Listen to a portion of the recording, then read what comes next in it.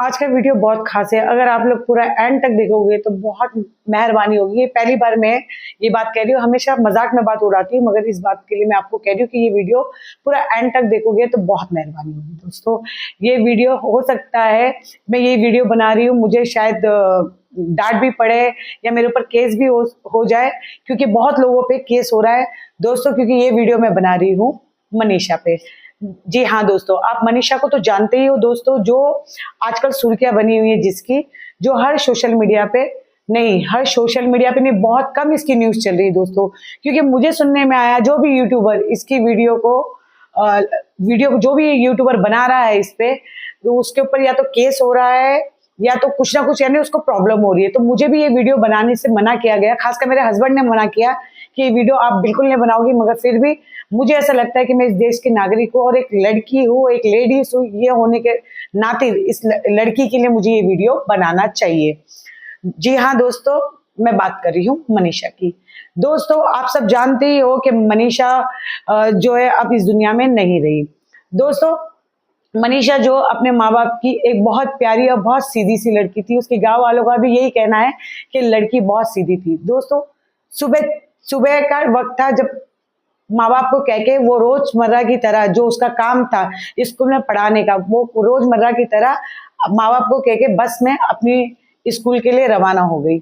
उसी दिन उसको नर्सिंग होम जाना था, वहां पे जो कि मेडिकल कॉलेज है, वहां पे जाना था उसको नर्सिंग होम का फॉर्म भरवाने के लिए।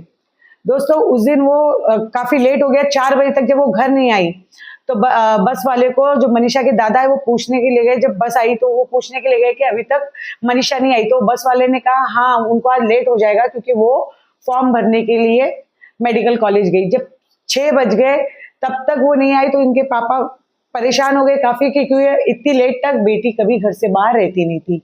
तब मनीषा के पापा ने मनीषा को कॉल किया। 6:26 पे मेरी घंटी बजी, उसका कट गया। फिर मैंने 6:26 मतलब पूरी नहीं हुई थी, कुछ सेकंड बची हुई थी, मैंने उसके साथ अपना फ़ोन उठाया, साथ ही साथ कॉल किया तो फ़ोन बंद था उसका। ठीक है जी। कल रात में उसका फ़ोन 12:04-5 के ऊपर ऑन हुआ है, रिंग गई है अच्छी खासी, उसके बाद बंद हो गया है। दोबारा हमने कॉल किया तो फिर स्विच ऑफ हो गया है, और सुबह ये वारदात मिली गई हमें। 15 सेकंड के लिए ऑन हुआ, मगर वहां से कोई आवाज नहीं आ रही थी। फिर उसके पापा बड़े टेंशन में आके कॉलेज पहुंचे, रिसेप्शन पे गए। वहां पे दोस्तों देखा कि 2-4 जो आदमी थे वो नशे में धुत थे, यानी नशे में बैठे हुए थे। तो उनके पापा को थोड़ी घबराहट हुई, वो उसी टाइम थाने गए और जाने के बाद उन्होंने ये कहा पुलिस वालों को कि मेरी बेटी जो रोज इस टाइम पे आती, मगर अभी तक घर पे नहीं आई। मैं कॉलेज भी गया था, मगर कॉलेज से भी मुझे कोई जानकारी नहीं मिल रही। और जब मैंने वहां की सीसी फुटेज मांगा तो वहां के लोगों ने ये कहा कि सीसी फुटेज जो है वो आपको नहीं दे सकते, और सीसी फुटेज है भी नहीं। बाद में वो जब पुलिस वाले से जब ये बात कर रहे थे, पुलिस वालों को कहा कि आप चलिए बेटी को ढूंढने के लिए। तो पुलिस वालों ने कहा कि किसी के साथ चली गई होगी, अरे आप भी जानते नहीं हो कैसे घर आजकल का माहौल है, आ जाएगी 2 दिन बाद, या तो घूम फिर के आ जाएगी या तो किसी के साथ शादी करके आ जाएगी, आप चले जाओ। जबकि इन्होंने ये कहा कि नहीं मेरी बेटी ऐसी नहीं है। फिर भी पुलिस वालों ने ध्यान नहीं दिया। दोस्तों, अगर पुलिस वाले उसी दिन कोई कार्रवाई कर लेते तो शायद आज सुनीता की जान बच सकती थी, क्योंकि पुलिस वालों ने कुछ किया ही नहीं। उसके बाद जो माता पिता है वो घर पे आ गए, वो फोन लगाते रहे। रात के 12 बजे एक बार कॉल लगा भी, मगर कुछ लगा, घंटी गई, मगर फिर मोबाइल ऑन हुआ, फिर स्विच ऑफ हो गया। फिर दोस्तों, यहाँ तक पुलिस वालों ने ये भी जरूरी नहीं समझा दोस्तों कि उस लड़की का लोकेशन निकाला जाए कि लास्ट लोकेशन क्या था। पुलिस वालों ने कुछ भी ऐसे काम नहीं किए। फिर माता पिता वापस दूसरे दिन थाने गई, मगर कोई कार्रवाई नहीं, क्योंकि पुलिस वालों का जो जवाब था वो तो था ही। फिर 13 तारीख को दोस्तों एक खेत में किसी आदमी को एक डेड बॉडी दिखती, वो जाके फिर अपने मालिक को कहता, मालिक पुलिस को बुलाता। पुलिस समझ जाती कि डेड बॉडी किसकी है, क्योंकि जो मनीषा के पापा थे उन्होंने जाके फोटो वगैरह थाने में जमा करके आ गए थे। मनीषा के पापा को जो पुलिस वाले वो वहां पे बुलाते जहाँ पे डेड बॉडी पड़ी हुई थी, तो वहां पे मनीषा के पापा आए। मनीषा के पापा आने के बाद उन्होंने देखते पहचान गए ये तो उनकी बेटी है। दोस्तों, जो बॉडी की हालत थी दोस्तों इतनी खराब थी कि मैं क्या बताऊं। आप लोगों ने भी देखा है, जो अगर इस वीडियो को देख रहे वो समझते होंगे कि कैसी हालत थी। दोस्तों गर्दन पूरी कटी हुई थी, बस जरा सा हिस्सा बाकी रह गया था दोस्तों। किडनी नहीं थी दोस्तों, बच्चे दानी निकाली गई थी, फेस पूरा जला हुआ था, किस केमिकल से जला है ये पता नहीं दोस्तों। उतने में उसको वहां से लेके गए, माता पिता का बहुत बुरा हाल हो गया था, जो दादाजी थे उनका भी बहुत ही बुरा हाल था। उसके बाद जो उसकी डेड बॉडी थी उसको लेके गए दोस्तों, वहां जाने के बाद उसका पोस्टमार्टम करवाया। पोस्टमार्टम में दोस्तों ये रिपोर्ट आई कि उसने जहर खाई है और उसका कोई नहीं हुआ है, क्योंकि कपड़े पे कोई सिंबल्स ही नहीं मिले। तो फिर उन्होंने ये कहा, तो मगर जो मनीषा के पापा थे उन्होंने कहा नहीं ये हो ही नहीं सकता, क्योंकि जो बॉडी की हालत थी ना दोस्तों, जो सलवार की नाड़ी खुली हुई, कपड़े बताने की जरूरत नहीं दोस्तों, क्योंकि तो फिर जब ये बात हुई तो वहां के जो मंत्री थे वो, क्योंकि बात बहुत हंगामा बढ़ गया, आप लोगों ने सब देखा कि कैंडल लाइट भी निकाल रहे थे, सब बहुत कुछ चल रहा था। वहां के जो मंत्री थे वो आए, उन्होंने इनको सांत्वना दिया कि आपकी बेटी का जो भी गुनहगार होगा वो पकड़ा जाएगा। वहां की सारी पब्लिक को कोई बोला, मगर पुलिस वाले 3 दिन बाद दोस्तों 13 तारीख को डेड बॉडी मिली, उसके 2-3 दिन बाद पुलिस वाले ये बताते कि डेड बॉडी के पास सुसाइड नोट भी था। अगर सुसाइड नोट था तो पुलिस वालों ने पहले क्यों नहीं बताया? पुलिस वालों को पहले ही बता देना चाहिए था। और वहां का जो मंत्री को तो हर बात पता रहती, मगर वहां के मंत्री को तक नहीं बताया गया।